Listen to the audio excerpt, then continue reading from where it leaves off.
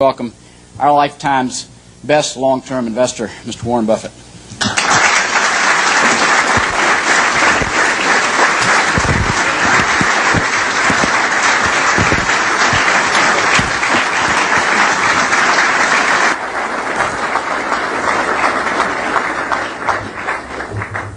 Testing.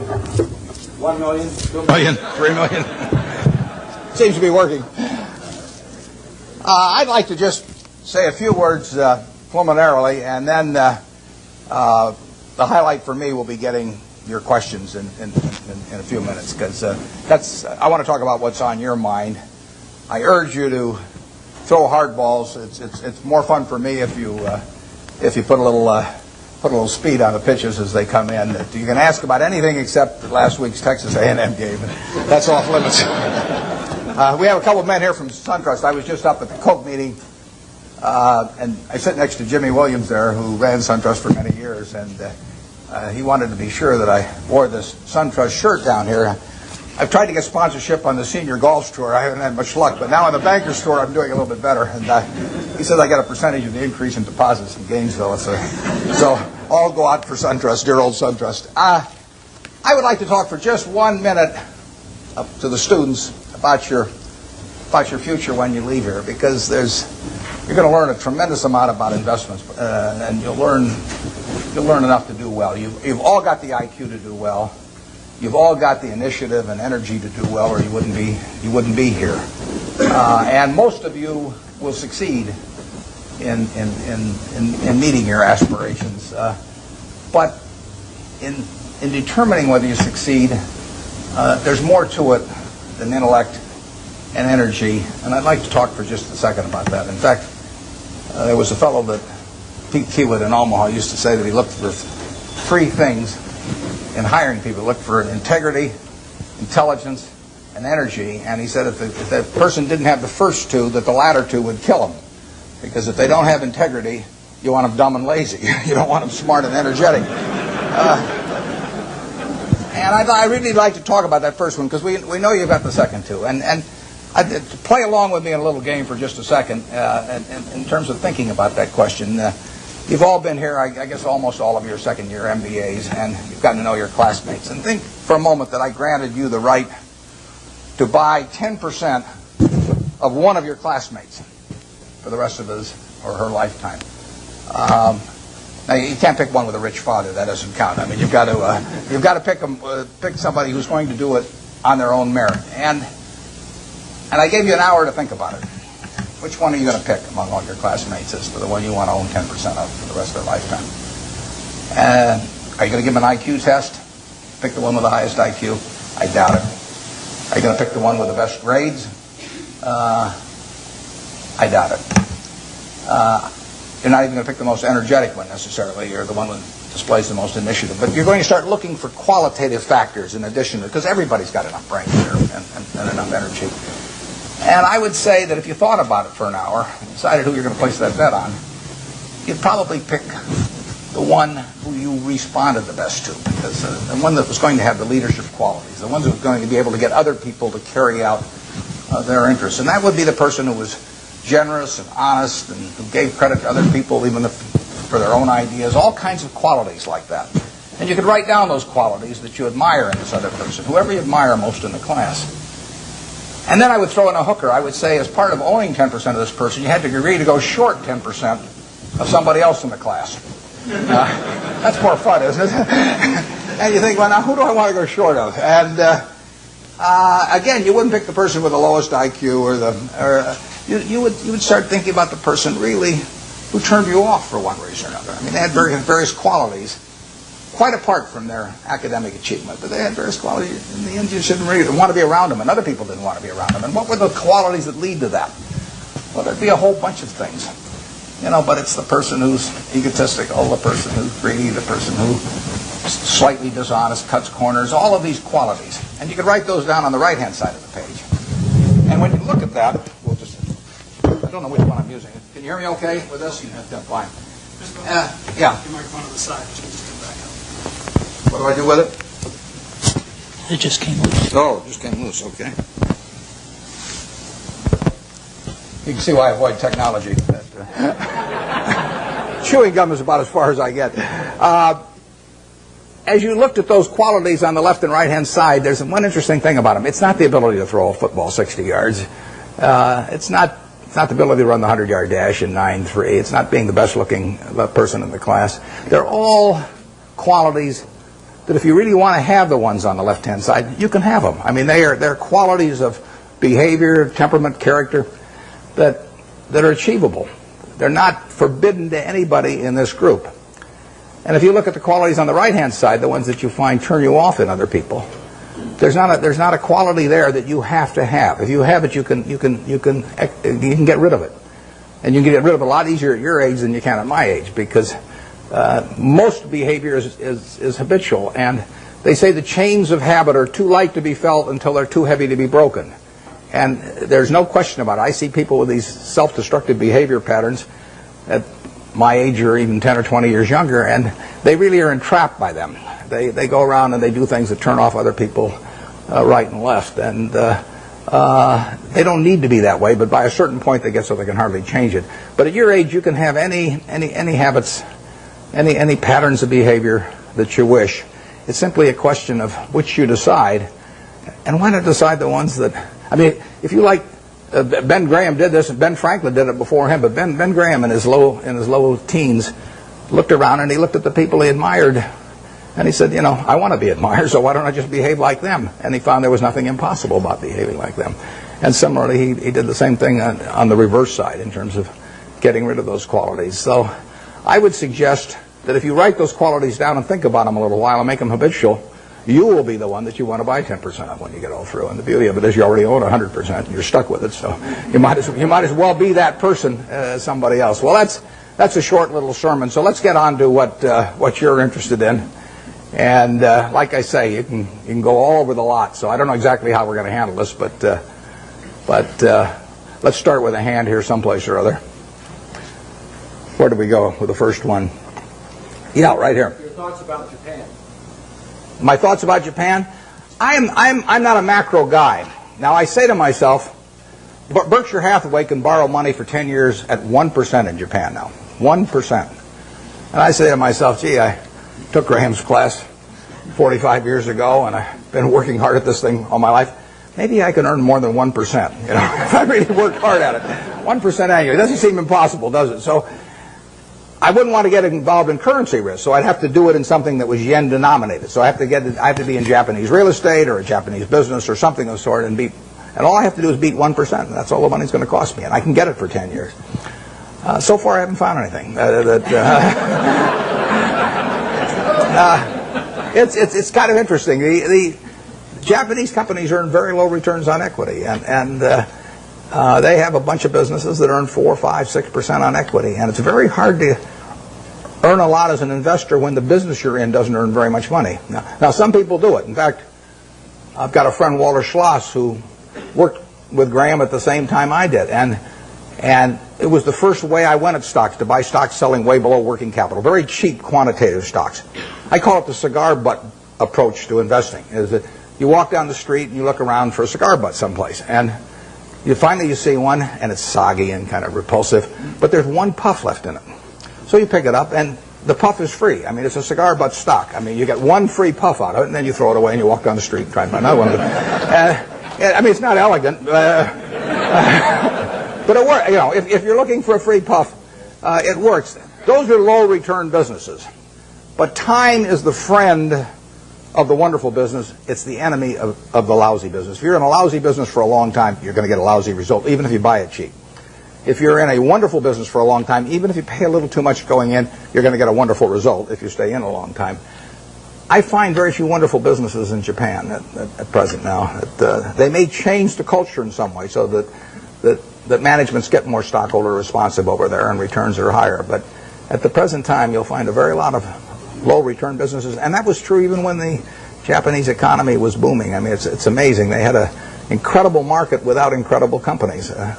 They were incredible in terms of doing a lot of business, but they weren't incredible in terms of the return on equity that they achieved. And that finally caught up with them.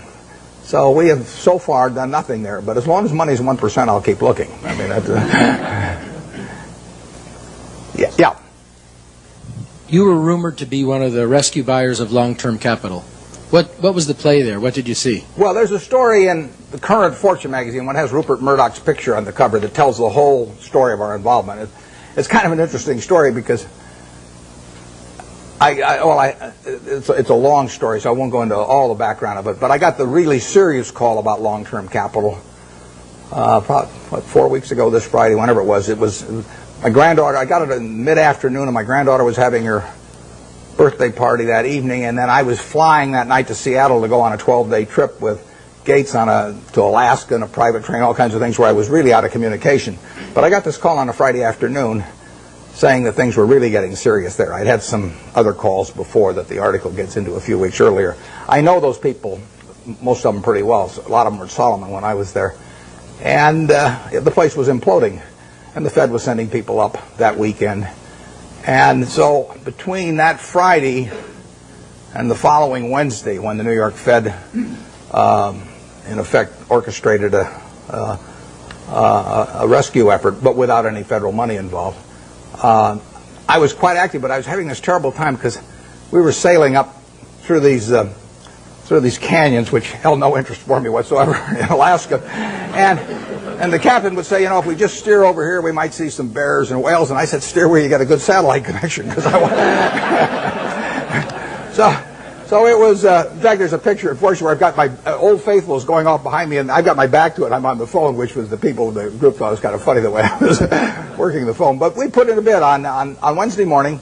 By then I was in Bozeman, Montana, and I talked to Bill McDonough, the head of the New York Fed, about 10 o'clock. They were having a meeting of the bankers at 10 o'clock that morning in New York, and I caught him. We actually delivered a message to him. He called me out there in Wyoming a little bit before 10 New York time, and we made a bid. It was because it was being done at a long distance and everything. It was really the outline of a bid, but in the end, it was a bid for $250 million, essentially for the net assets of. But we would have put in $3.75 billion on top of that, and it would have been $3 billion from Berkshire Hathaway, $700 million from AIG, and $300 million from Goldman Sachs.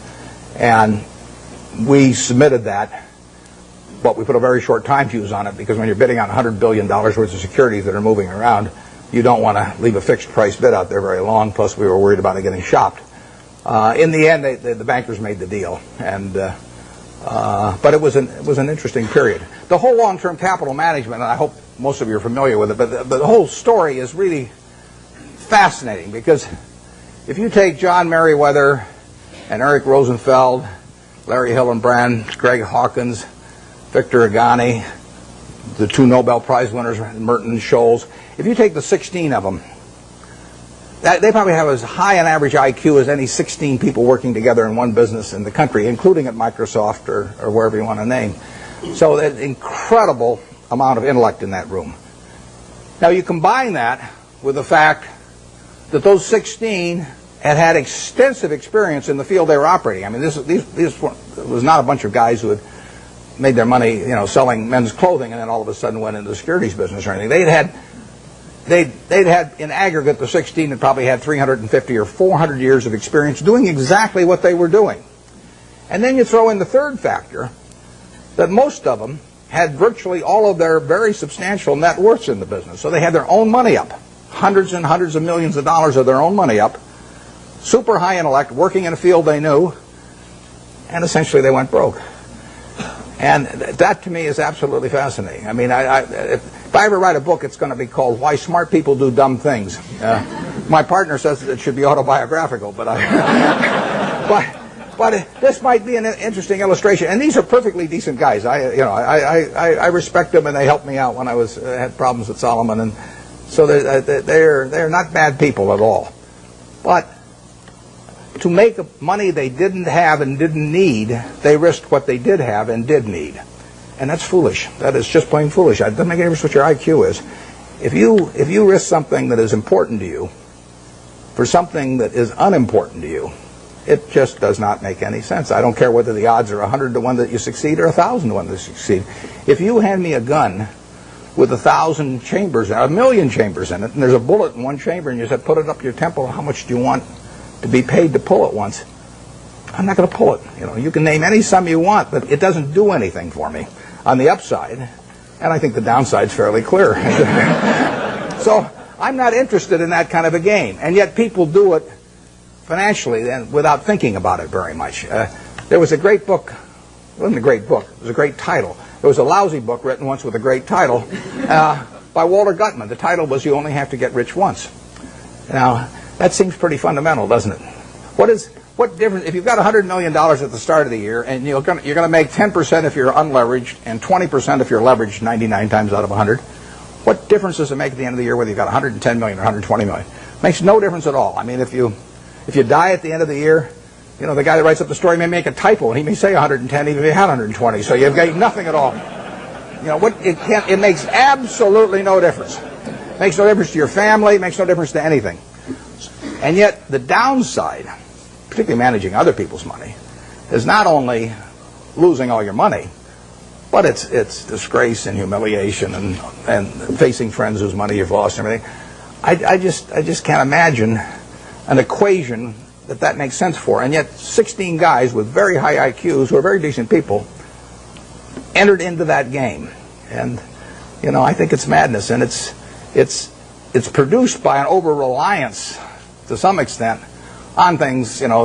Those guys would tell me back when I was at Solomon, that a 6 Sigma event wouldn't touch us, or a 7 Sigma event, but they were wrong. I mean, their history does not tell you the probabilities of future financial things happening, and they had a great reliance on mathematics, and they felt that the beta of the stock told you something about the risk of the stock. It doesn't tell you a damn thing about the risk of the stock, in my view. And Sigmas do not tell you about the risk of going broke, in my view, and maybe in their view now too.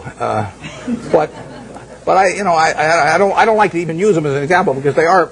I mean, the same thing in a different way could happen to any of us probably, where we really have a blind spot about something that's crucial because we know a whole lot about something else.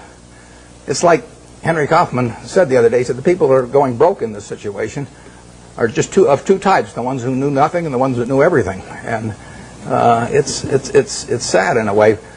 I urge you, in anything, we never basically borrow money. I mean, we get float through our insurance business and to do things, but I never borrowed money. I never borrowed money when I had $10,000 basically, because what difference did it make? I was having fun as I went along, and it didn't make any difference whether I had $10,000 or $1 million or $10 million. Except if I had a medical emergency or something had come along like that. But I was going to do the same things when I had a lot of money as when I had very little money. If you think about the difference between me and you in terms of how we live, we wear the same clothes basically. SunTrust gives me mine, but you. So we wear the same clothes. We eat. We all have a chance to drink the juice of the gods here. But we all go to McDonald's, or better yet, Dairy Queen, and we live in a house that's warm in winter and cool in summer, and we watch Nebraska, Texas A&M on a big screen. You see it the same way I see it. We do everything. Our lives aren't that different. You'll get decent medical care if something happens to you, and I'll get decent medical care. The only thing we do is we travel differently. I ride around this little plane, and I love it. And that takes money. But if you leave that aside, we travel differently. But other than travel, I think about it. Think, what can I do that you can't do? Now, I get to work in a job that I love, but I've always worked in a job I love. I loved it when I loved it just as much when it was a big deal if I made $1,000. And I urge you to work in jobs you love. I mean, I think you're out of your mind if you keep taking jobs that you don't like because you think it'll look good on your resume. I was with a fellow at Harvard the other day who was taking me over to talk, and he was 28, and he was telling me what he'd done in life, which was terrific. And then I said, "What are you going to do next?" And he said, after I get out my MBA, he says, "I think maybe I ought to go to work for a management consulting firm because it'll look good on my resume." And I said, "Wait a second, you've been 28, you've been doing all these things. I mean, you've got a resume that's 10 times as good as anybody I've ever seen it already." I said, "If you take another job you don't like, I said, isn't that a little like saving up sex for your old age? There comes a time when you ought to just start doing what, So, I think I got the point across to him. But you ought to take a job. When you get out here, take a job you love. Don't take a job that you think is going to look good on your resume. Take a job you love. You may change it later on, but you'll jump out of bed in the morning. I mean, when I got out of Columbia, the first thing I tried to go to work for Graham immediately. I offered to go to work for him for nothing. He said I was overpriced. But I kept pestering him. I went out to Omaha and I sold securities for 3 years, and I kept writing him and giving him ideas and doing all these things. Finally, I went to work for him for a couple of years, and it was a great experience. But I always really worked in a job. I worked in a job that I loved doing. And you should really take a job that if you were independently wealthy, you would take. That's the job to take, because that's the one that you're going to have great fun in. You'll learn something. You'll be excited about it, and you can't miss. You may go do something else later on, but you'll get way more out of it. And I don't care what the starting salary is or anything of the sort. I don't know how I got off on that, but there I am. So I do think that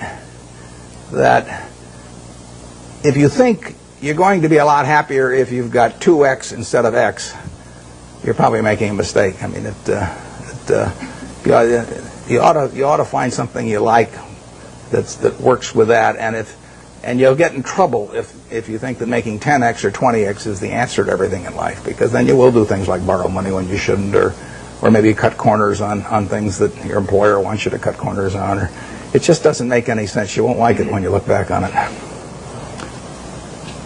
Yeah. Would you talk to the students about the companies that you like? I don't mean names. I mean what makes the company something that you like. I like businesses I can understand. We'll start with that. That narrows it down about 90%.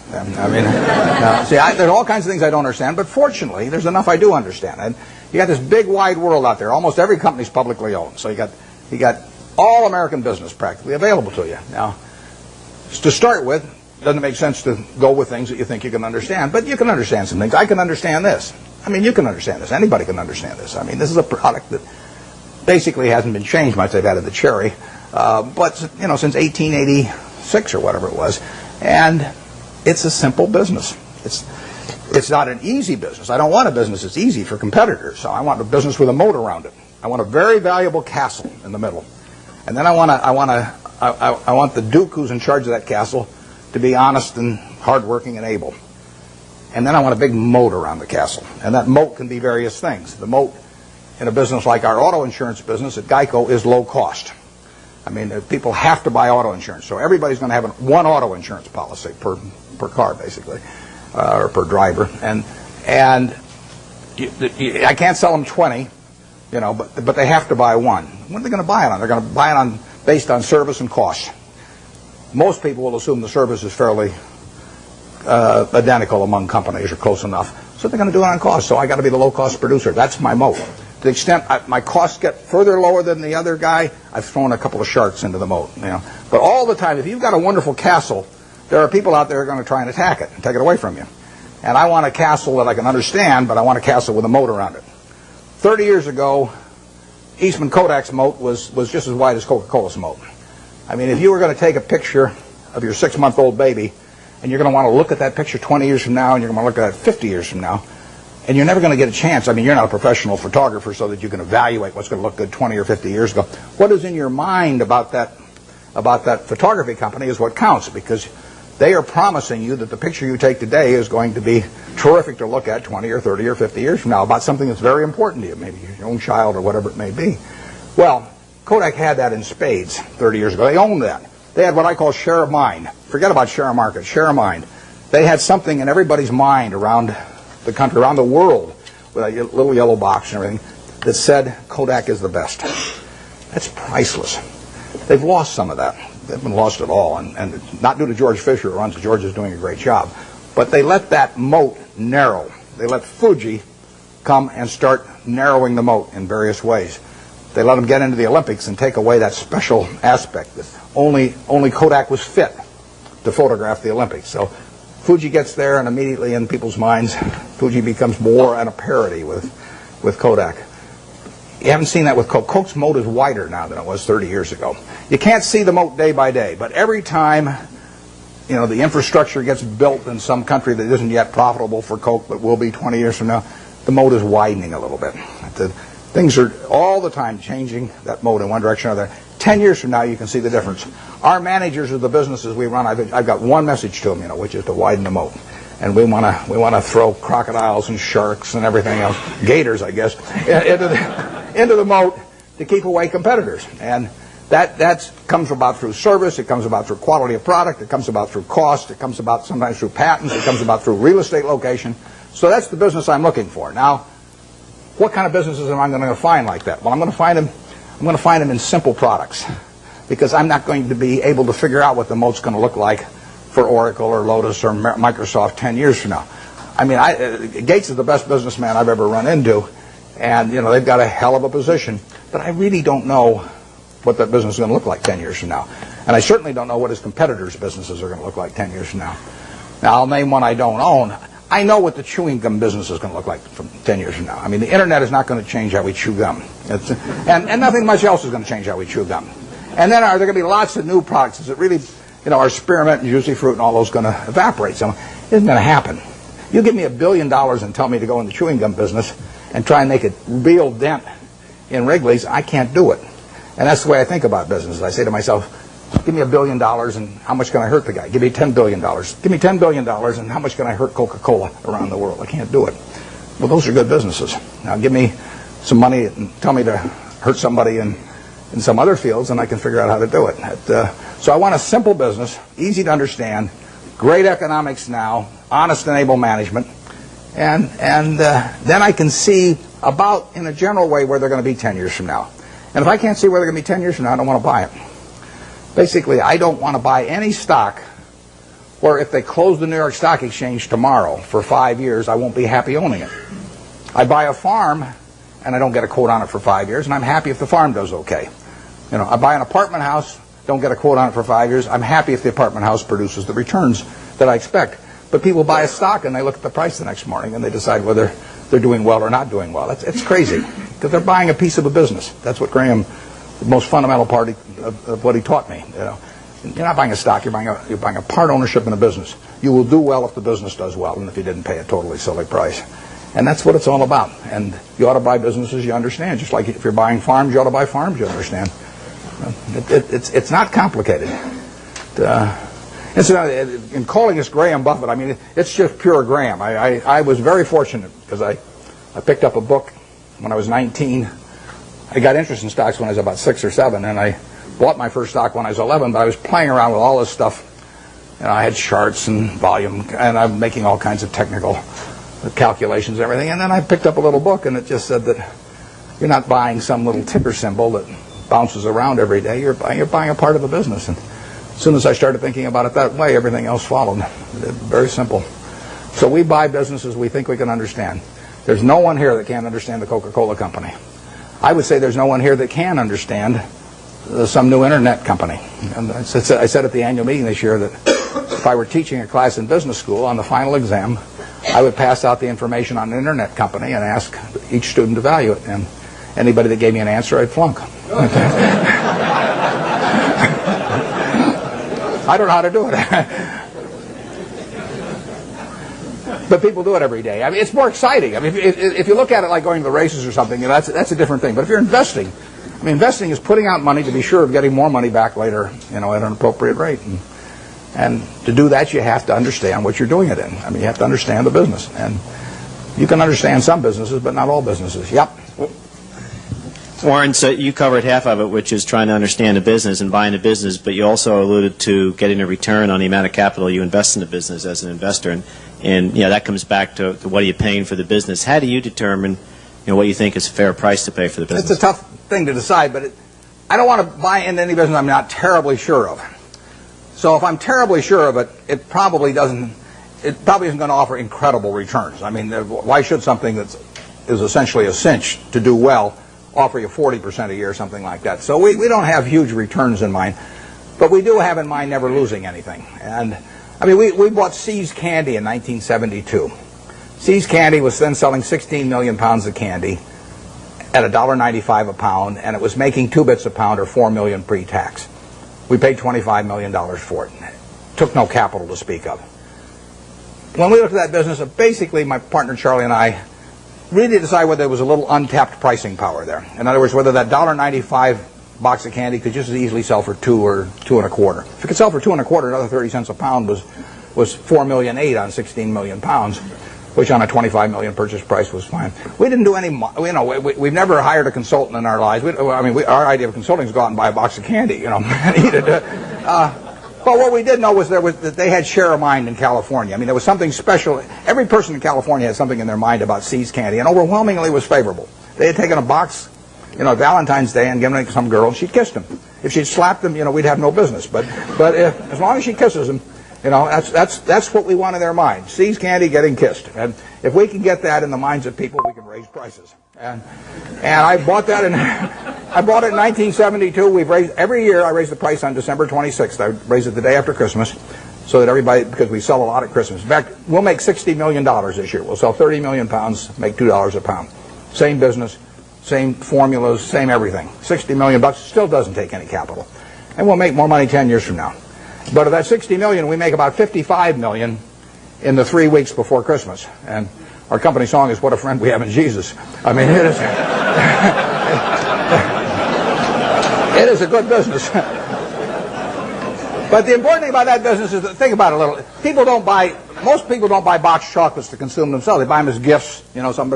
Somebody's birthday. More likely, it's a holiday. It's Valentine's Day, single biggest day of the year. Christmas is the biggest season by far.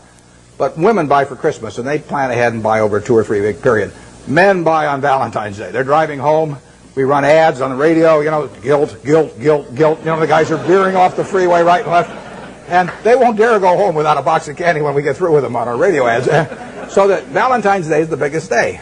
But can you imagine going home on Valentine's Day, and our See's Candy is now $11 a pound, thanks to my brilliance. And and let's say there's candy available at $6 a pound.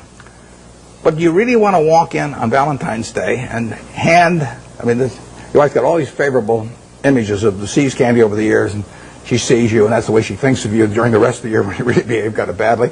And you walk in and say, "Honey, this year I took the low bid," and then hand her a box of candy. I mean, it just isn't going to work. So, in a sense, there's untapped price. It's not price dependent, basically.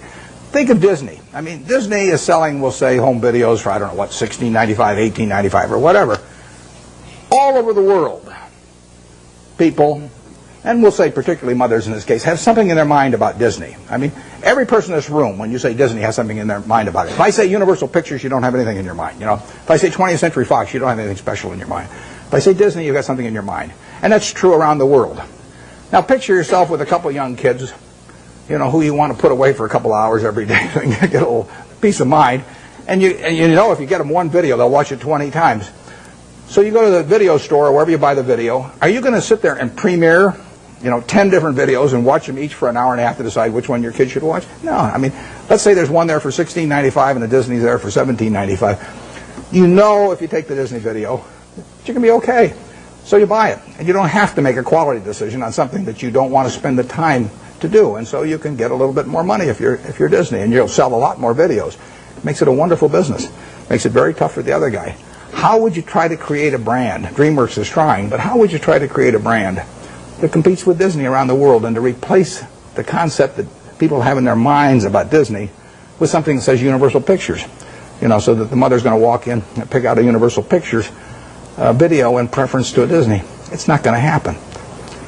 Coca-Cola is associated with people being happy around the world. We're every place they're happy. We're at Disney World or Disneyland. We're at the World Cup. We'll be at the Olympics. We're every place where people are happy. Happiness and Coke go together. Now, you give me, I don't care how much money, and tell me that I'm going to do that with RC Cola around the world and have 5 billion people that have a favorable image in their mind about RC Cola. It can't get done. And you can fool around with you can do anything you want to do. You can have price discounts on weekends and everything, but you're not going to touch it. And that's what you want to have in a business. That's the moat. And you want that moat to widen. And if you're See's Candy, you want to do everything in the world to make sure that the experience, basically, of giving that gift leads to a favorable reaction. That means what's in the box. It means the person that sells it to you, because all our business is done when we're terribly busy. I mean, people come in those weeks before Christmas or on Valentine's Day, and there are long lines. So at 5 o'clock in the afternoon, some woman is selling the last person the last box of candy, and that person's been waiting in line for maybe 20 or 30 customers. And if the salesperson smiles at that last customer, our moat is widened. And if she snarls at him, our moat is narrowed. We can't see it. It's going on every day. But that's the key to it. I mean, it's a total part of the product delivery is having everything associated with it, say, seize candy and something pleasant happening. And that's what business is all about. Yep. When purchasing a company, how much qualitative analysis do you do versus quantitative analysis? And have you ever bought a company where the numbers told you not to? Those are the best buys. The question is whether have I ever bought a company where the numbers told me not to, and how much is qualitative and how much is quantitative. The best buys have been when the numbers almost tell you not to. I mean, because then you feel so strongly about the product, and not just the fact that you're getting a used cigar butt cheap, that it's compelling. I mean, I owned a windmill company at one time, so windmills are cigar butts, believe me. I bought it very cheap. I bought it at a third of working capital, and we made money out of it. But there's no repetitive money to be earned. I mean, there's a one-time profit in something like that, and it's just not. It's not the thing to be doing. I went through that phase. I mean, I bought streetcar companies and all kinds of things. But in terms of the qualitative, I probably understand the qualitative the moment I get the phone call. I mean, almost every business we've bought has taken 5 or 10 minutes, I mean, in terms of analysis. And we bought 2 businesses this year. General Re is, 18 billion or some deal. I've never been to their home office. I hope it's there. There could be just a few guys, and they say, "Well, what numbers shall we send Buffett this month?" I can see him, coming in once a month and saying, "Well, we'll just tell him we've got 20 billion in the bank this month instead of 18 billion or something." But I've never been there. And before I bought Executive Jet, which is fractional ownership of jets, and before I bought it, I'd never been there. I bought my family a quarter interest in the program 3 years earlier, and I'd seen the service and seen it develop well. And I got the numbers, but if you don't know enough to know about the business instantly, you won't know enough in a month or 2 months. I mean, you have to have sort of the background of understanding and knowing what you do understand and don't understand. And that is the key. It's defining what I call your circle of competence. And everybody's got a different circle of competence. The important thing is not how big the circle is. The important thing is staying inside the circle. And if that circle has only got 30 companies in it out of thousands on the big board, as long as you know which 30 they are, you're okay. And you should know those businesses well enough so that you don't need to do lots of work. Now, I did a lot of work in the earlier years just in getting familiar with businesses. And the way I would do that is I would go out and use what Phil Fisher called the scuttlebutt approach. I'd go out, I'd talk to customers, I'd talk to maybe ex-employees in some cases, I'd talk to suppliers, everybody. Every time I'd see somebody in an industry, let's say I was interested in the coal industry, I'd go around and see every coal company, and I'd ask every CEO, if you could only buy stock in one coal company that wasn't your own, which one would it be and why? And you piece those things together, and you learn a lot about the business after a while. And the funny thing is you get very similar answers as long as you ask about competitors. I'd say if you got a silver bullet, and you put it through the head of one competitor, which competitor and why? You'll find out who the best guy in the industry is in that case, or the one that's coming up. And there's a lot of things you can learn about a business. I've done that in the past on the businesses that I feel I could understand, so I don't have to do much of that anymore.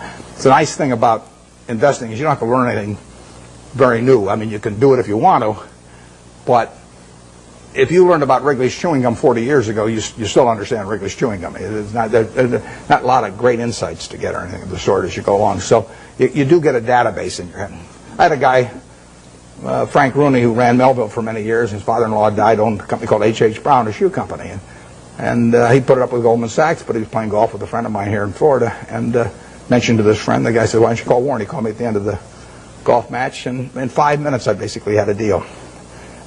But I knew Frank, and I knew the kind of business, and I sort of knew the basic economics of a shoe business, and so I could buy it.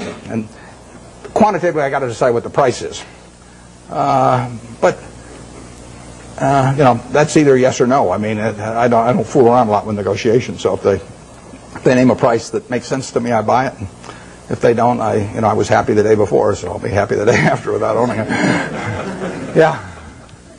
Coca-Cola just announced a drop in expectations in terms of future earnings, like fourth quarter earnings. And in light of the fact that Coke has a lot of their profits coming in from outside the United States, how do you think the Asian crisis, so to speak, is going to affect Coke, and for that matter, the U.S. economy in general? The question is about the Asian crisis and how it affects a company like Coke that recently announced that the earnings, actually they just announced their third quarter earnings, but a few weeks ago they tipped people off that they were going to be lower in the fourth quarter and so on. Well, basically I love it, but because the market for Coca-Cola products is going to grow far faster over the next 20 years internationally than it will in the United States. It'll grow in the United States on a per capita basis, but it's going to grow faster elsewhere. So the fact that it's going to be a tough period for, who knows, 3 months or 3 years, but it won't be tough for 20 years. I mean, people are still going to, they're going to work productively around the world, and they're going to find that this is a bargain product in terms of the portion of their working day that they have to give up in order to have one of these, or better yet, 5 of them a day, like I do.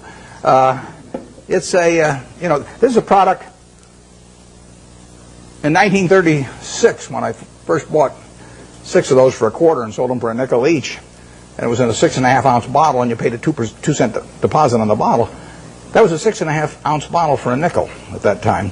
It's now a 12 ounce can, which if you buy it on weekends, or if you buy it in bigger quantities, so much money doesn't go to the packaging, I mean, you essentially can buy the 12 ounces for not much more than 20 cents. So you're paying not much more than twice the per ounce price of 1936. It is a product that's gotten cheaper and cheaper and cheaper in relative to people's earning power over the years, and which people love. In 200 countries, you have the per capita use going up every year for a product that's over 100 years old, and that dominates the market. I mean, it's unbelievable.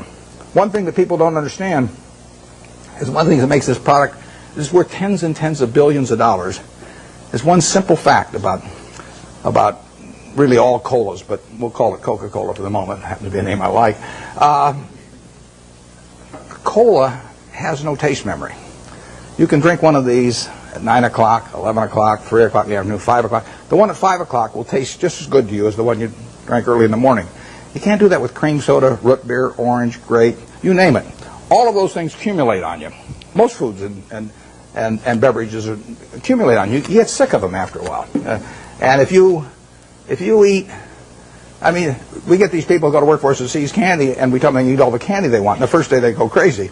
But after a week, they're eating about the same amount they'd eat if they were buying it, because chocolate accumulates on, everything accumulates on. There is no taste memory to cola. And that means that you get people around the world that are heavy users that'll drink 5 a day, or Diet Coke maybe 7 or 8 a day or something of the sort. They'll never do that with other products. So you get this incredible per capita consumption.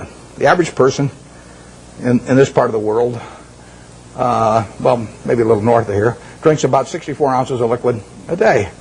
And you can have all 64 ounces of that be Coke, and you will not get fed up with Coke if you like it to start with, in the least. But if you do that with almost anything else, if you eat just one product all day, you'll get a little sick of it after a while. And it's a huge factor. So that today, over 1 billion 8-ounce servings of Coca-Cola products will be sold in the world. And that will grow year by year. It'll grow in every country, virtually. And it'll grow on a per capita basis.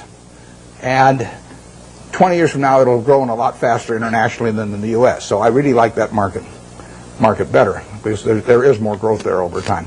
But it will hurt them it is hurting them in the short term right now. But that doesn't mean anything. I mean, Coca-Cola went public in, I think it was 1919. Stock sold for $40 a share. It went back before that as the Candler family, and they went back. They bought it for $2,000, the whole business. Asa Candler back in the late 1880s in a couple of purchases. So now he goes public in 1919, $40 a share. 1 year later, it's selling for $19, gone down 50% in 1 year.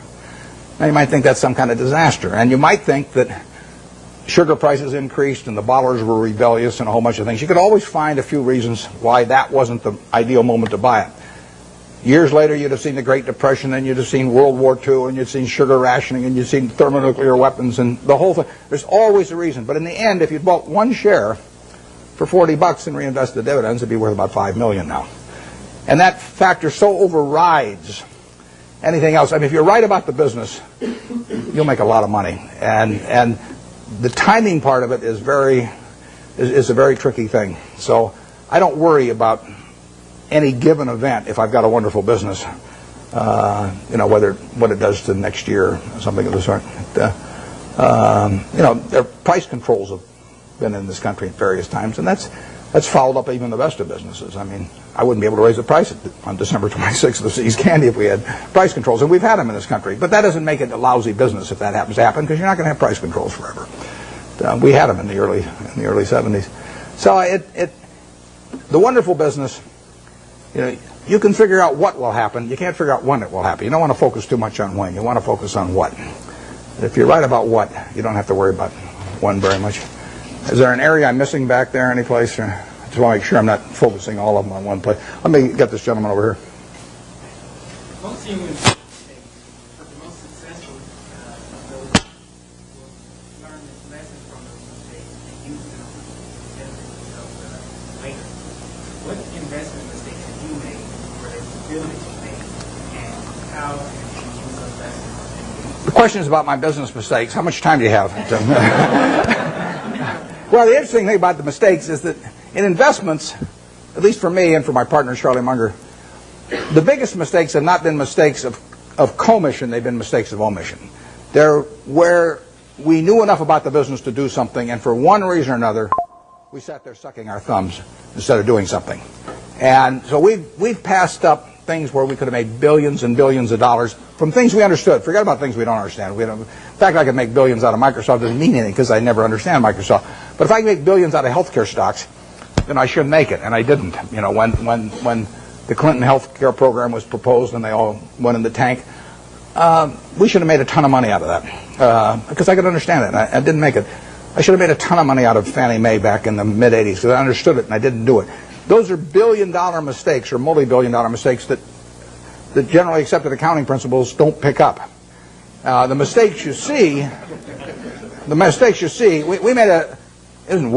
made a mistake buying U.S. Air Preferred some years ago. I mean, I had a lot of money around. I make mistakes when I get cash. Charlie tells me to go to a bar instead. Don't hang around the office. But I hang around the office and I got money in my pocket. I do something dumb. And it happens every time. So I bought this thing. Nobody made me buy it. I now have a 800 number I call every time I think about buying stock in an airline, and they talk me down. They say, I say, I'm Warren, I'm an airaholic, and then the guy says, keep talking, don't hang up, and don't do anything rash. And finally, I get over it. But I bought it, and it looked like we were going to lose all our money in that, and we came very close to losing all our money, and you can say we deserved to lose all our money, and we bought it because it was an attractive security, but it was not in an attractive business. I did the same thing with Solomon. I bought an attractive security in a business that I wouldn't have bought the equity in. So you can say that that's one form of mistake, buying something because you like the terms when you don't like the business that well. And I've done that in the past and probably do it again. The bigger mistakes, though, are the ones of omission. I did back when I had the $10,000. I put $2,000 of it into a Sinclair service station, which I lost. So my opportunity cost on that's about $6 billion right now. Fairly big mistake. Yeah, it makes me feel good when Berkshire goes down then because the cost of my Sinclair station goes down too. My 20% opportunity cost. But I will say this: you talk about learning from mistakes. I really believe it's better to learn from other people's mistakes as much as possible. But we don't spend any time looking back at Berkshire. I've got a partner, Charlie Munger. We've been pals for 40 years. We've never had an argument. We disagree on things a lot, but we don't have arguments about it, and we never look back. We just figure there's so much to look forward to that there's just no sense thinking about what we might have. It just doesn't make any difference. I mean, you can only live life forward, and you can learn something perhaps from the mistakes, but the big thing to do is stick with the businesses you understand. And so if there's a generic mistake of getting outside of your circle of competence and buying something because somebody tips you on it or something of the sort in an area you don't know anything about, I mean, you should learn something from that, which is that you stay with what you can figure out yourself. I mean, you really want your decision making to be by looking in the mirror. And saying to yourself, I'm buying 100 shares of General Motors at 55 because. And I mean, it's your responsibility if you're buying it, and there's got to be a reason. And if you can't state the reason, you shouldn't buy it. If it's because somebody told you about it at a cocktail party, not good enough. I mean, it's got to be something. It can't be because the volume, the chart looks good on it or anything like that. It's got to be a reason you'd buy the business, and we stick to pretty carefully. That's one of the things Ben Graham taught me. Yeah. But with the current tenuous economic situation in the world, although our economy seems to be still chugging along quite well, where are we going? What's going to happen with interest rates? The question about what's going to happen to interest rates or where we go in the world, I don't think about the macro stuff. I just what you really want to do in investments is figure out what's important and knowable. If it's unimportant or unknowable, you forget about it. What you talk about is important, but in my view, it's not knowable. Understanding Coca-Cola is knowable, or Wrigley, or Eastman Kodak, or anything. I mean, you can understand those businesses. That's knowable. And whether it turns out to be important depends on where your valuation leads you and the current price and all of that. But we have never either bought a business or not bought a business because of any macro feeling of any kind. We don't read things about predictions about interest rates or business or anything like that because it doesn't make any difference. I mean, let's say in 1972 when we bought See's Candy, I think maybe Nixon put on the price controls a little bit later. Let's say we'd seen that, but so what? We'd have missed a chance to buy something for $25 million that's earning $60 million pre-tax now. I mean, we don't want to pass up the chance to do something intelligent because of some prediction about something that we're no good on it anyway. So we just don't read or listen to or do anything in relation to macro factors at all, zero. And the typical investment counseling organization goes out and they bring out their economists, they trot him out, and he gives you this big macro picture, and then they start working from there on down. In our view, that's nonsense. And if Alan Greenspan was on one side of me and Bob Rubin on the other side, they were both whispering in my ear exactly what they're going to do the next 12 months, it wouldn't make any difference to me in what I pay for executive jet or general reinsurance or anything else I do. Yeah. Well, what's the benefit of being an out-of-towner as opposed to being in Wall Street? I worked in Wall Street for a couple of years, and I like. I've got my best friends actually, and I'm on both coasts, and I like seeing them, and I get ideas when I go there. But the best way to think about investments is to be in a room with no one else and just think. And if that doesn't work, nothing else is going to work. And the disadvantage of being in any kind of a market type environment in Wall Street would be the extreme is that you get overstimulated. You think you have to do something every day. I mean, the Canver family paid $2,000 for this company, and you don't have to do much else if you pick one of those. And the trick then is not to do anything else, even not to sell it in 1919, which the family did later on. So what you're looking for is some way to get one good idea a year, and then write it to its full potential.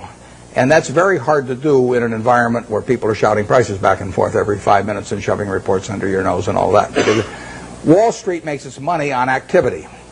You make your money on inactivity. I mean, if everybody in this room trades their portfolio around every day with every other person, you're all going to end up broke, and the intermediary is going to end up with all the money.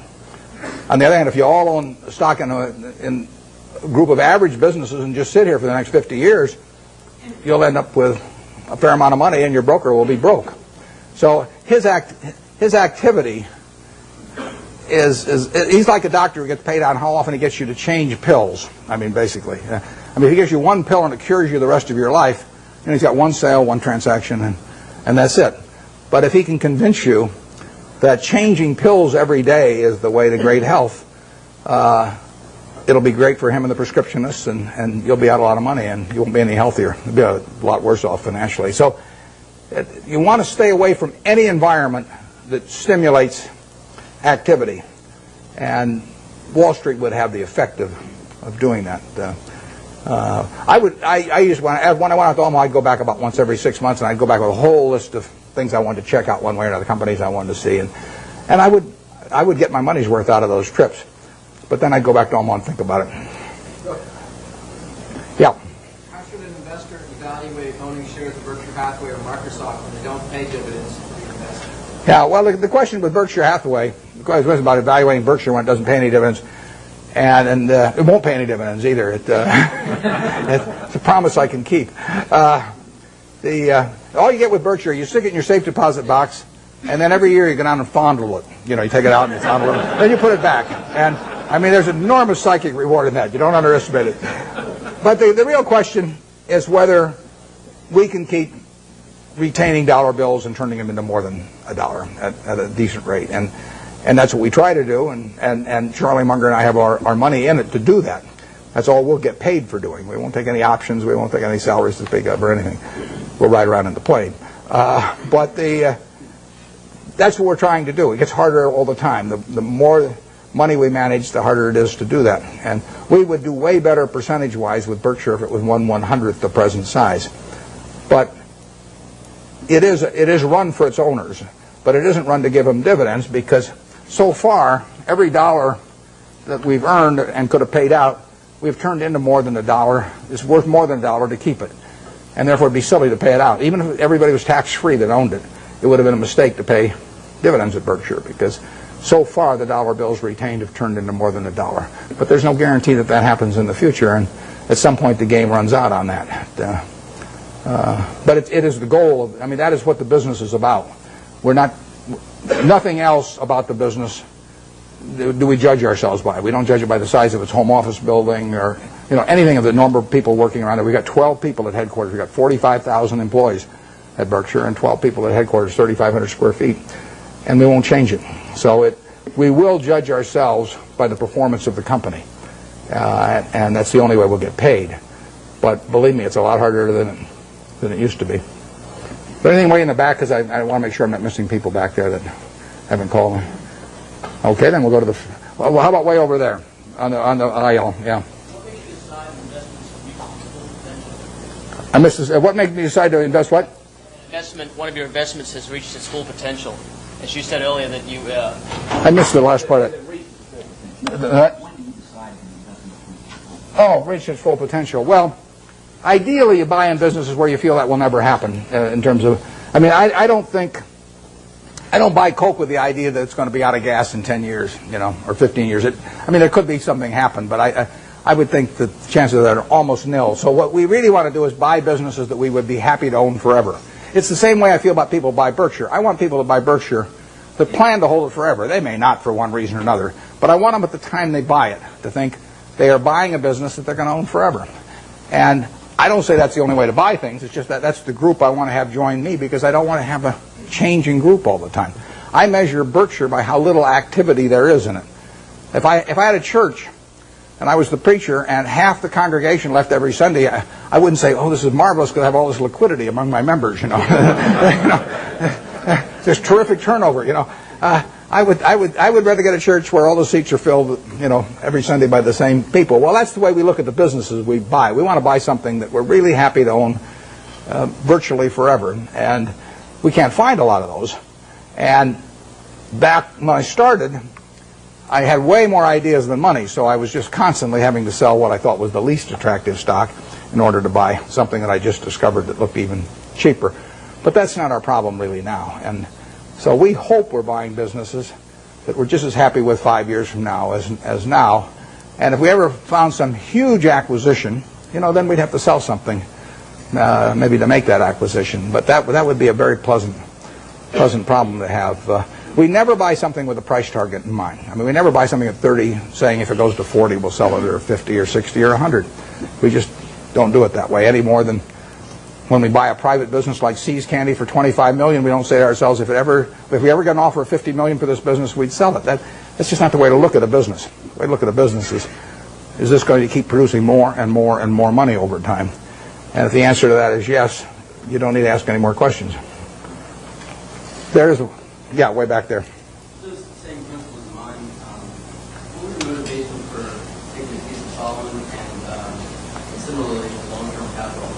And how did you come up with the valuation? Well, Solomon, like I said, I went into that because it was a 9% security in 1987, September 1987.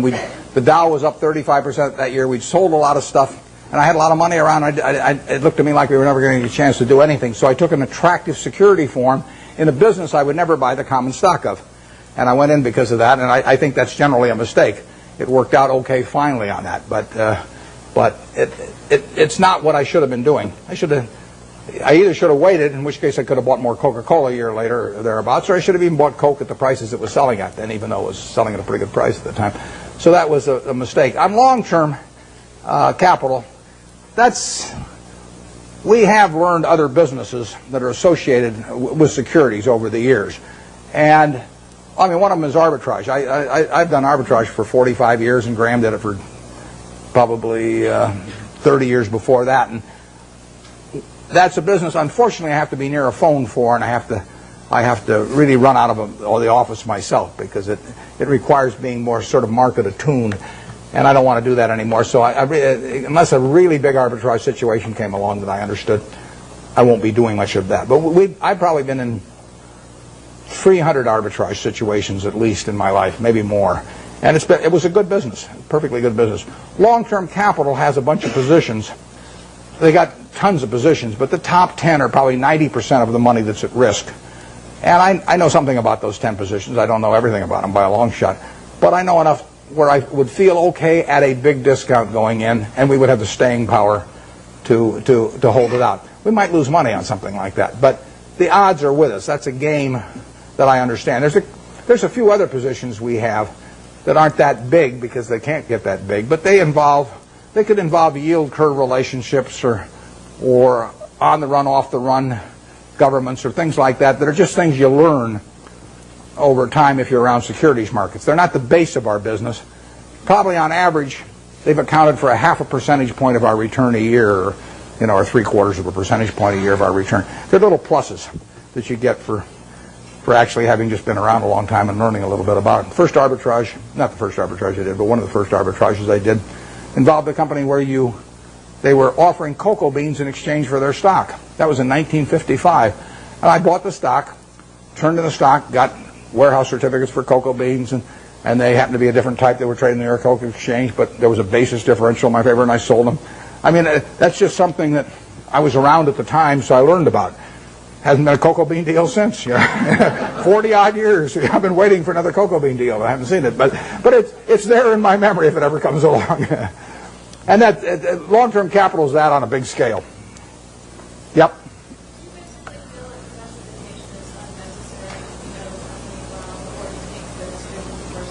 The question is about diversification, and I've got a dual answer to that. If you are not a professional investor, if your goal is not to manage money in such a way as to get a significantly better return than the world, then I believe in extreme diversification. I mean, so I believe 98 or 99%, maybe more than 99% of people who invest should extensively diversify and not trade. So that leads them to an index fund type of decision with very low cost.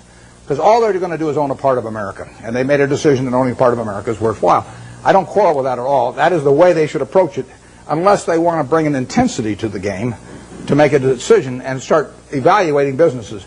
But once you're in the business of evaluating businesses, and you decide that you're going to bring the effort and intensity and time involved to get that job done, then I think that diversification is a terrible mistake to any degree. And I got asked that question when I was at SunTrust the other day. And if you really know businesses, you probably shouldn't own more than 6 of them. I mean, if you can identify 6 wonderful businesses, that is all the diversification you need, and you're going to make a lot of money. And I will guarantee you that going into a 7th one is going to, rather than putting more money in your first one, it's got to be a terrible mistake. Very few people have gotten rich on their 7th best idea, but a lot of people have gotten rich on their best idea.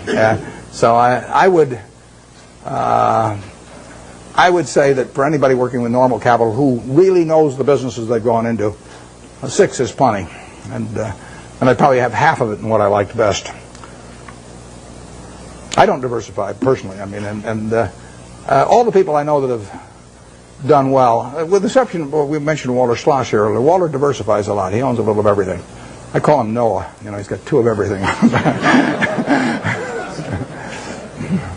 Yeah. How do you differentiate the Coca-Colas of the world from the Procter & Gamble's of the world? Well, Procter & Gamble was a very, very good business. Strong distribution capability, lots of brand names and everything.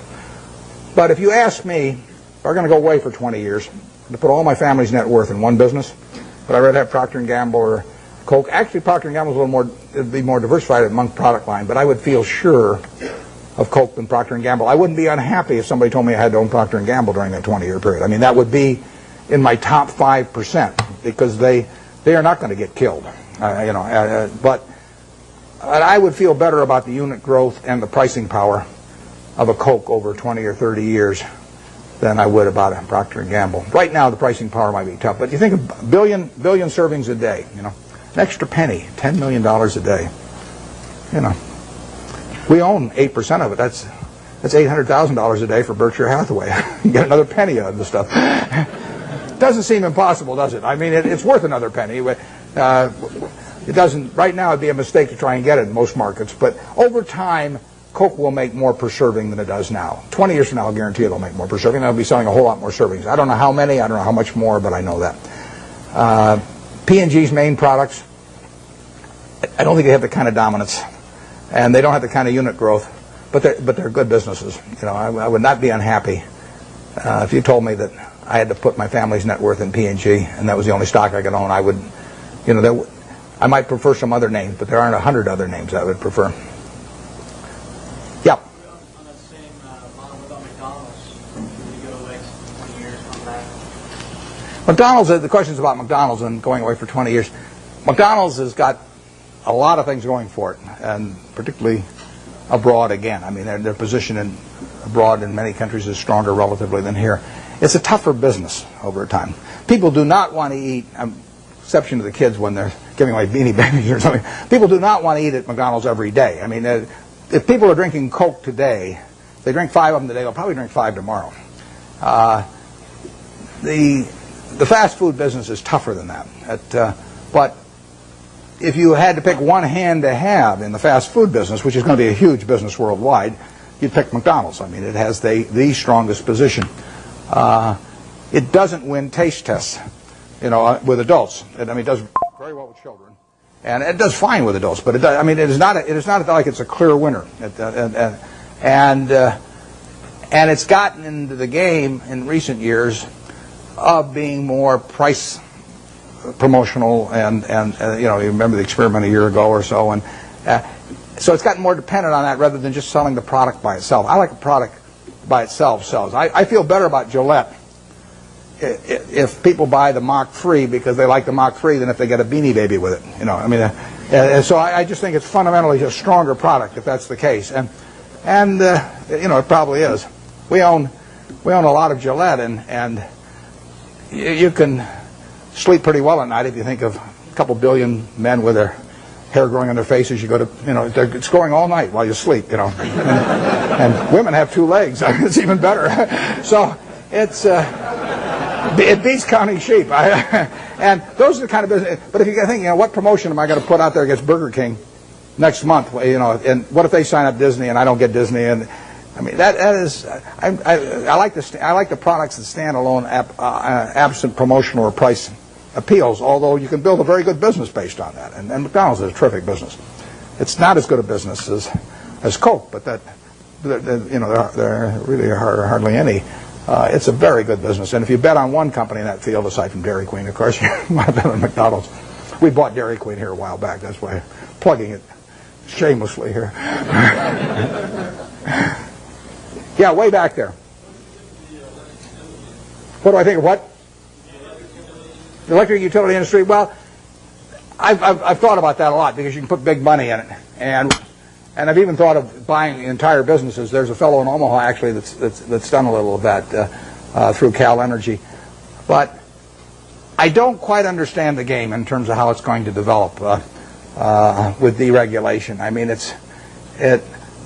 I can see how it destroys a lot of value for the high-cost producer, once they're not protected by a monopoly territory.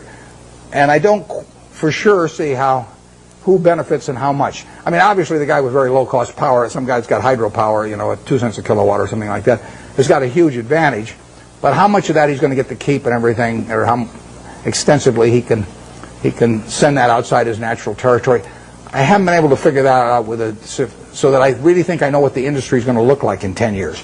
But it is something I think about, and if I ever develop any insights, that call for action, I'll develop. I will act on them. Because I think I can understand the attractiveness of the product, and it's all of that, all the aspects of certainty, of user need, and the fact that it's a bargain and all of that. I understand. I just don't understand who's going to make the money in it 10 years from now, and that keeps me away. Yeah. Do you think that the market has favored the large cap blue chip stocks over the small cap stocks over the next couple of years? The question is large caps versus small caps, and why large caps overperform. I don't know the answer to that. We don't think we don't care whether companies large cap, giant cap, middle cap, small cap, micro cap. It doesn't make any difference. I mean, the only question to us is, can we understand the business? Do we like the people running it? And does it sell for a price that is attractive? From my personal standpoint, running Berkshire now, because we've got pro forma for Gen Re, I don't know what we have, maybe 75 or 80 billion dollars to invest, and I only want to invest in about 5 things. So I'm really limited to very big companies. But if I were investing $100,000, I wouldn't care whether something was large cap or small cap or anything. I would just look for businesses I understood. Now, I think that on balance, large cap companies as businesses have done extraordinarily well the last 10 years, and way better than people anticipated they would do. I mean, you really have American business earning close to 20% on equity, and that's something nobody dreamed of, and that's being produced by very large companies in aggregate. So you've had this huge revaluation upward because of lower interest rates, and then much higher returns on capital. And if American business is really a bond, disguised bond that earns 20%, has a 20% coupon, it's much better than if it's a bond with a 13% coupon. And that's happened with big companies in recent years. Whether it's permanent or not is another question. I'm skeptical of that, but I don't. I wouldn't even think about, except for questions of how much money we run. I wouldn't even think about the size of the business. A good small See's Candy was a $25 million business when we bought it. I mean, if I could find one just like it now, even as big as we are, I'd love to buy it. It's the certainty of it that counts. Yeah, way over there. You mentioned earlier that in buying stock, almost every company is public. And one thing until the last 5 years, real estate has been primarily private. We're now seeing a great securitization of real estate. And what is your insights into the industry? Yeah, you're talking about real estate. There's been securitization, enormous securitization of the debt too of real estate, and that is one of the items right now that is really clogging up the capital markets. I mean, the mortgage-backed securities they're just not moving in commercial mortgage-backed, not residential mortgage-backed, and so that's. But I think you're directing your question at equities probably, and the equities. If you leave out, the corporate form has been a lousy way to own equities. I mean, you've interjected a corporate income tax into something that people individually have been able to own with a single tax, and by having the normal corporate form, you get a double taxation in there you really don't need with real estate, and it takes away too much of the return. REITs have, in effect, created a conduit so that you don't get the double taxation, but they also generally have fairly high operating expenses. And if you get real estate, let's just say you can buy fairly simple types of real estate on an 8% yield or thereabouts, and you take away maybe close to 1 or 1, maybe even 1.5% by the time you count stock options and everything. It's not a terribly attractive way to own it. Maybe the only way a guy with $1,000 or $5,000 can own it. But if you have $1 million or $10 million, you're better off owning the real estate properties yourself and sticking some intermediary in between that will get a sizable piece of the return for himself. So we have found very little in that field. You'll see an announcement in the next couple of weeks that may belie what I'm telling you here on one thing. So I don't want you to think I was double-crossing you up here.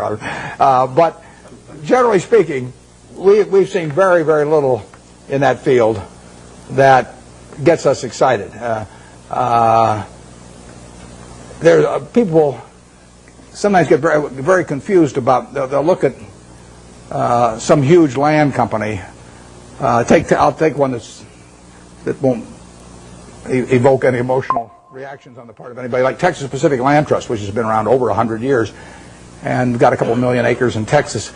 And they'll take they'll sell 1% of their land every year, and they'll take that as applying to everything and come up with some huge value compared to the market value. But that's nonsense if you really own the property. I mean, you can't move. You can't move 50% of the properties or 20% of the properties. It's way worse than an illiquid stock. So you get these. I think you get some very silly valuations placed on a lot of real estate companies by people that don't really understand what it's like to own one and try to move large quantities of property. REITs have behaved terribly in the market this year, as you know, and it's not at all inconceivable they would become a class that would get so unpopular that they would sell at significant discounts from what you could sell the properties for. And they could get interesting as a class then, and then the question is whether the management would fight you in that process, because they would be giving up their income stream for managing things, and their interests might run counter to the shareholders on that. I've always wondered about the REITs that say, our assets are so wonderful and they're so cheap, and then they go out and sell stock. I mean, there's a contradiction in that. If they say our stock at 28 is very cheap, and then they sell a lot of stock at 28 less an underwriting commission, it doesn't. There's a disconnect there, and so. But it's a field we look at. I mean, Charlie and I can understand real estate, and we would be open for very big transactions periodically. And if there was a long-term capital management situation and translated to real estate, we would be open to that. The trouble is, so many other people would be too, that it would be unlikely to go at a price that would really get us excited. Way back there. Understanding your theory that sort of a down market is good for net savers, can you sort of give us your thoughts as to where the market's going, its downward trend, and long-term profit, long-term profit, Well, I've got no idea where the market's going to go. I prefer it going down, but I haven't. My preferences have nothing to do with it. The market knows nothing about my feelings. That's one of the first things you have to learn with a stock. You buy 100 shares of General Motors. Now, all of a sudden, you have this feeling about General Motors. I mean, if it goes down, you may be mad at it. You may say, well, if it just go up to what I paid for it, my life will be wonderful again. Or if it goes up, you may say how smart you were and how you and General Motors had this love affair and everything. You've got all these feelings. Stock doesn't know you own it. Stock just sits there. It doesn't care what you paid. It doesn't care that you owned it or anything. So any feeling I have about the market is not reciprocated. I mean, it is the ultimate. It is very cold shoulder we're talking about here. And anybody that is going to be a net saver, practically everybody in this room is more likely to be a net buyer of stocks over the next 10 years than they are a net seller. So every one of you should prefer lower prices. I mean, if you're going to be a net eater of hamburger in the next 10 years, you want hamburger to go down unless you're a cattle producer. And if you're going to be a buyer of Coca-Cola and you don't own Coke stock, you hope the price of Coke goes down. I mean, you're looking for it to be on sale this weekend at your supermarket. You want it to be down on the weekends, not up on the weekends when you're going to attend the supermarket. Your stock exchange is a big supermarket of companies, and you're going to be buying stocks. What do you want to have happen? You want those stocks to go down, way down. And, you will make better buys then. And later on, 20 years from now, 30 years from now, when you're in a period when you're dis-saving or when your heirs dis-save for you after you're gone, I mean, then you may care about higher prices. But I find people, that was one of the, there's a chapter 8 in Ben Graham's Intelligent Investor about the attitude towards stock market fluctuations. And that and the chapter 20 on the margin of safety are the two most important essays ever written on investing as far as I'm concerned. Because when I read chapter 8, when I was 19, I figured, I just figured out what I just said, but it's obvious. I didn't figure it out myself, though. It was explained to me. I'd probably gone another 100 years if I had read it and still thought it was good when my stocks were going up. No, we want things to go down, but I have no idea what the stock market's going to do. I never do. I never will. It's not something that I think about at all. When it goes down, I look harder at what I might buy that day. Because I know there's more likely to be some merchandise there that I can use my money effectively in. Okay, Warren, we'll take one more question from the audience. Okay, I'll let you pick who gets it. You can be the guy.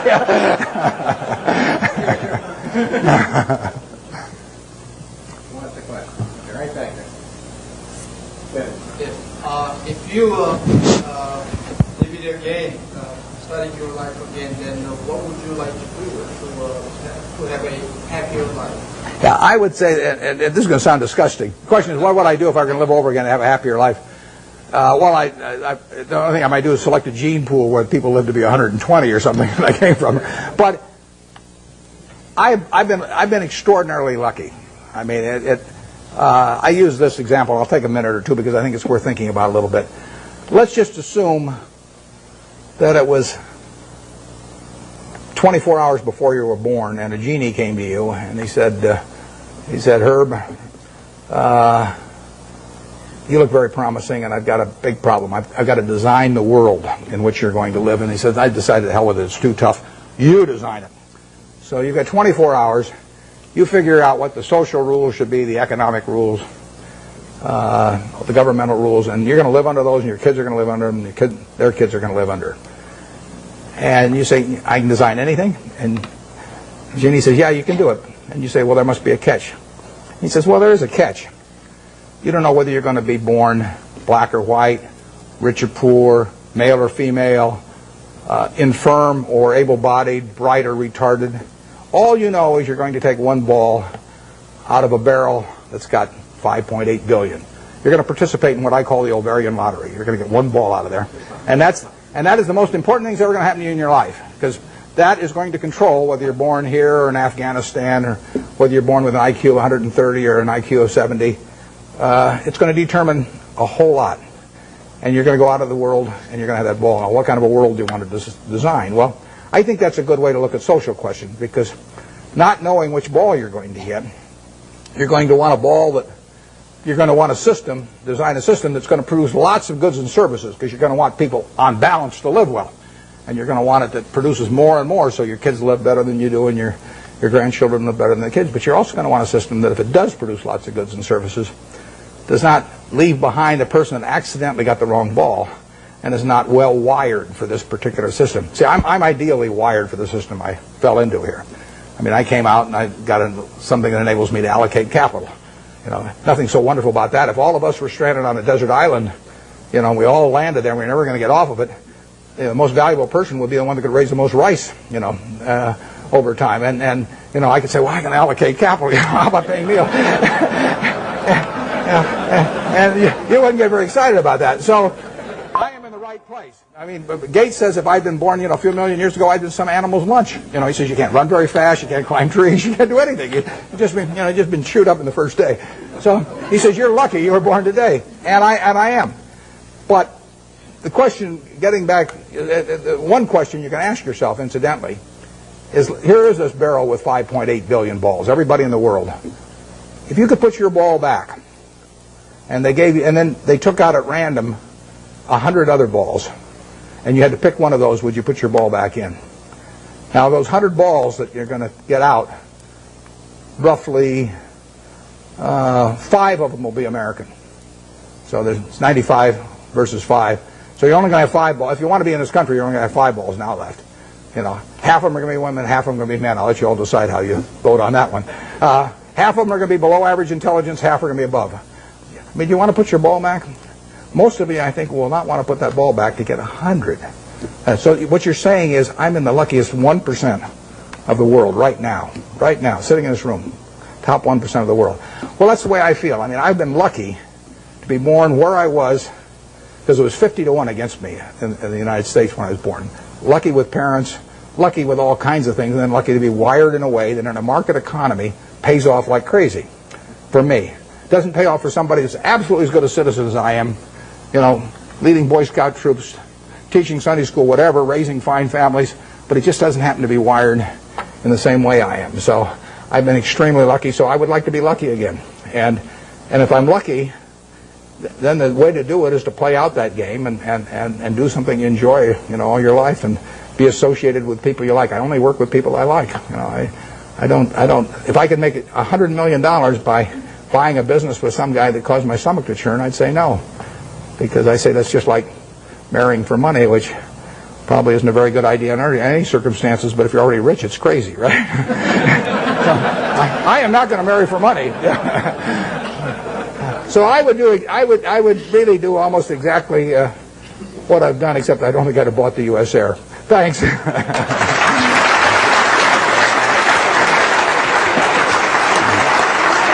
It's my honor as well as my privilege to welcome our lifetime's best long-term investor, Mr. Warren Buffett.